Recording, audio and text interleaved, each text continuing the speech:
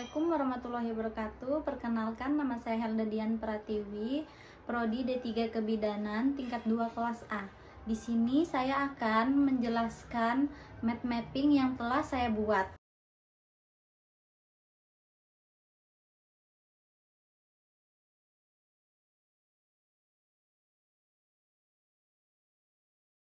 Materi pertama yaitu plasenta previa dan solusio. Plasenta previa juga dapat menyebabkan perdarahan yang hebat, baik sebelum maupun saat persalinan. Selanjutnya ada solusio plasenta. Solusio plasenta adalah terlepasnya plasenta dari dinding rahim sebelum persalinan. Plasenta yang terlepas dari dinding rahim sebelum persalinan tidak dapat menempel kembali. Dengan begitu, janin akan mengalami kekurangan asupan oksigen dan nutrisi. Selanjutnya, materi yang kedua yaitu kegawat daruratan pada persalinan.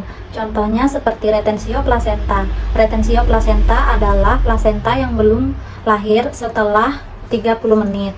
Biasanya kondisi ini menimbulkan kegawat daruratan pada proses persalinan dan dapat membahayakan ibu. Selanjutnya ada prolaps tali pusat. Prolaps tali pusat yaitu kondisi ketika tali pusat turun melewati janin dan menutupi jalan lahir. Kondisi ini membuat bayi harus segera dilahirkan demi menghindari kekurangan oksigen. Baik, materi selanjutnya yaitu perdarahan pasca persalinan. Perdarahan pasca persalinan yaitu contohnya seperti atonia uteri. Atonia uteri adalah kondisi ketika rahim gagal berkontraksi setelah melahirkan.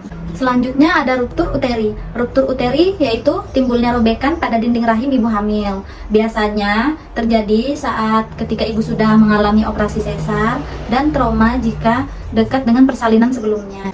Inversio uteri yaitu komplikasi yang paling serius. Ini mengacu pada runtuhnya fundus ke dalam rongga rahim. Meski jarang terjadi, penyakit ini sangat memiliki risiko yang tinggi karena dapat mengakibatkan perdarahan dan shock. Materi selanjutnya yaitu penyulitan komplikasi kegawat daruratan pada persalinan kala 2. Nah, di sini ada malposisi. Malposisi merupakan vertex dengan posisi anterior yang tidak mengalami fleksi secara sempurna. Selanjutnya ada malpresentasi janin. Malpresentasi janin yaitu kondisi ketika bagian janin yang masuk ke dalam jalan lahir menjelang, bukan bagian ubun-ubun. Contohnya bisa dilihat seperti bayi yang lahir dalam keadaan sungsang. Materi selanjutnya adalah kehamilan ganda.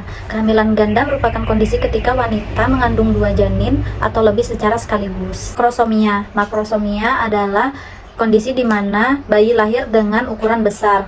Kondisi ini dapat menyebabkan proses persalinan tidak lancar karena bisa membahayakan ibu dan janin. Distosia bahu. Distosia bahu adalah kondisi ketika salah satu bahu bayi atau kedua bahu bayi sangkut saat persalinan normal. Penyebab utama distosia bahu yaitu adalah bahu bayi yang terlalu besar atau ukuran panggul ibu yang kecil. Selanjutnya ada persalinan lama. Persalinan lama adalah persalinan yang perkembangannya lambat, baik pada kala 1 atau kala 2. Jika bayi tidak lahir setelah 20 jam atau lebih, kemungkinan besar mengalami persalinan lama. Distosia tenaga adalah persalinan abnormal atau sulit yang ditandai dengan kelambatan atau tidak adanya kemajuan proses persalinan dalam waktu tertentu.